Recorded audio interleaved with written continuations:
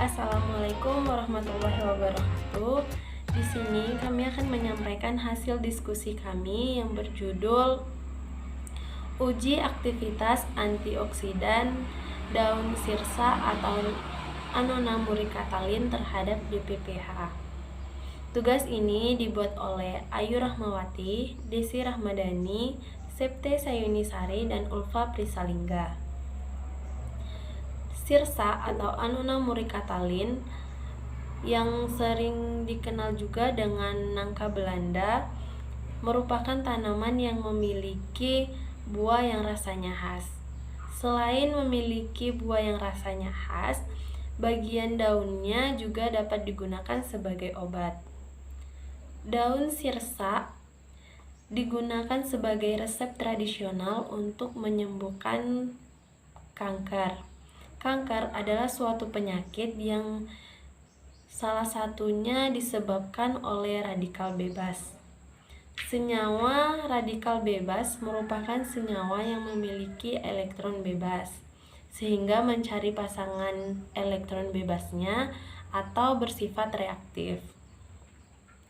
Senyawa radikal bebas ini dapat dihambat dengan suatu senyawa antioksidan. Senyawa antioksidan dari tanaman biasanya berupa senyawa-senyawa fenol dan turunannya. Senyawa-senyawa ini bersifat antioksidan kuat. Menurut penelitian yang telah dilakukan, menunjukkan adanya kandungan sekunder berupa senyawa flavonoid pada ekstrak daun sirsa yang menunjukkan adanya aktivitas antioksidan pada ekstrak tanaman ini. Tujuan penelitian ini yaitu bertujuan untuk mengetahui aktivitas antioksidan pada daun sirsa atau Annona muricataline. Selanjutnya akan disampaikan oleh Ulfa Prisalingga. Dalam metode pengujian antioksidan, alat dan bahan yang digunakan adalah timbangan analitik, toples kaca, botol kaca, Retori evaporatori, water bath, corong Buchner, corong pisau 500 ml, spektrometer UV visible, labu ukur gelap dan labu ukur, kaca arloji, corong, gelas kimia, pipet tetes, batang pengaduk, cawan penguap, dan lain-lain.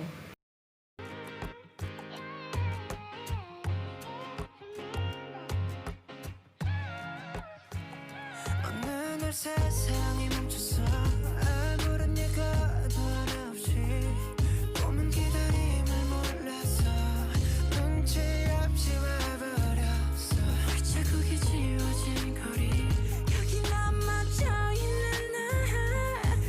Bahan yang kita gunakan adalah daun sirsak, metanol, N-heksana, aquades, etil asetat, N-butanol, vitamin C, dan reaksi DPPH. Prosedur penelitian yang dilakukan dalam hal ini adalah penyiapan sampel untuk uji coba. Kedua, pembuatan ekstrak. 3. Uji antioksidan dengan reaksi DPPH. Nah, untuk hasil dan pembahasannya yaitu ekstrak daun sirsak merupakan simplisia dari daun sirsak yang telah mengalami proses ekstraksi. Nah, apa itu ekstraksi? Ekstraksi adalah suatu proses penyarian atau penarian komponen-komponen zat dari suatu bahan yang menggunakan pelarut tertentu. Nah, ekstraksi pada penelitian kali ini dilakukan dengan cara maserasi. Nah, maserasi pada penelitian ini dilakukan dengan cara menggunakan pelarutan metanol. Pelarut ini dipilih karena kemampuannya baik dalam menarik komponen-komponen senyawa dalam suatu bahan. Ekstrak metanol hasil maserasi difragmentasi dengan menggunakan 3 pelarut, yaitu yang pertama N-heksana, etil asetat, dan N-butanol. Fraksinasi dilakukan dengan cara fraksinasi cair-cair. Nah, fraksinasi ini bertujuan untuk mengkelompokkan senyawa dari suatu bahan dengan menggunakan pelarut yang tingkat kepolarannya berbeda, yakni tingkat tinggi, sedang, dan rendah. Aktivitas antioksidan, ekstrak daun sirsak diketahui melalui uji antioksidan. Nah, menggunakan metode DPPH. Nah, aktivitas antioksidan adalah kemampuan yang dimiliki oleh suatu zat untuk mencegah terjadinya oksidasi atau menetralkan senyawa yang telah teroksidasi dengan cara menyumbangkan elektronnya. Metode DPPH merupakan metode yang dapat digunakan untuk mengukur aktivitas antioksidan suatu senyawa dengan menggunakan alat spektrometer UV visible. Metode ini digunakan karena merupakan metode yang sederhana, cepat, dan hanya membutuhkan sedikit sampel. Prinsip dari metode ini adalah DPPH yang memiliki suatu elektron yang tidak berpasangan akan bereaksi dengan senyawa antioksidan yang terdapat dalam sampel. Nah, dalam hal ini ekstraksi daun sirsak dengan cara senyawa antioksidan menyumbangkan suatu elektronnya untuk DPPH. Sehingga terbentuk senyawa yang setelah bereaksi dengan senyawa antioksidan, intensitas warna larutan DPPH berkurang dari ungu gelap menjadi kuning.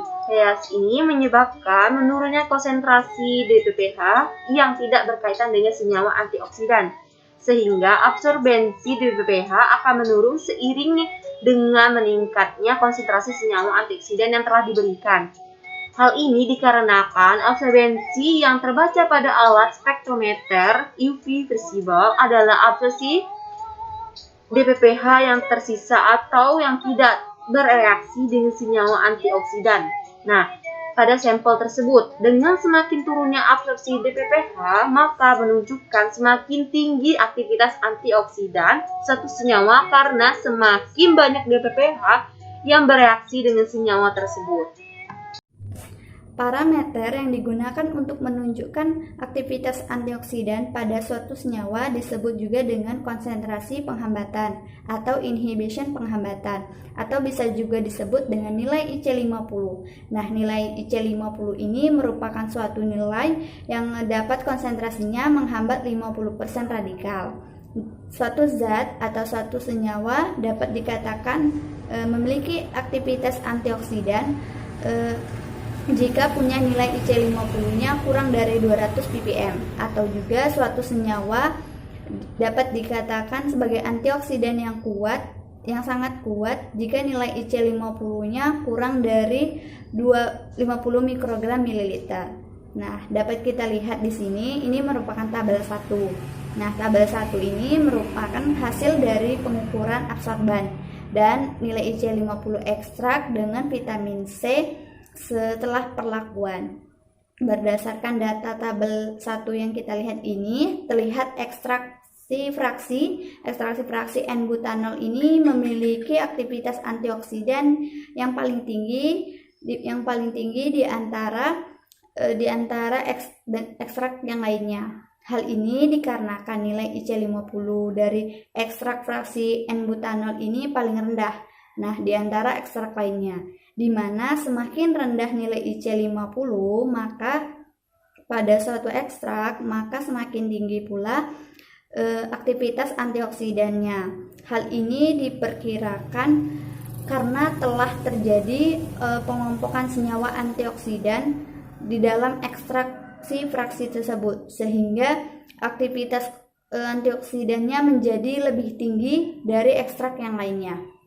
Berdasarkan hasil penelitian dari jurnal yang kami dapatkan ini, bahwa dapat disimpulkan bahwa daun sirsak ini memiliki aktivitas antioksidan yang sangat kuat dengan konsentrasi yang kecil, sehingga diketahui juga dari penelitian ini ekstraksi fraksi N-butanol ini memiliki aktivitas antioksidan yang paling kuat di antara ekstrak lainnya. Baiklah, itulah penjelasan dari saya dan penjelasan dari teman-teman saya. Semoga video kami bermanfaat. Kami ucapkan terima kasih. Wassalamualaikum warahmatullahi wabarakatuh.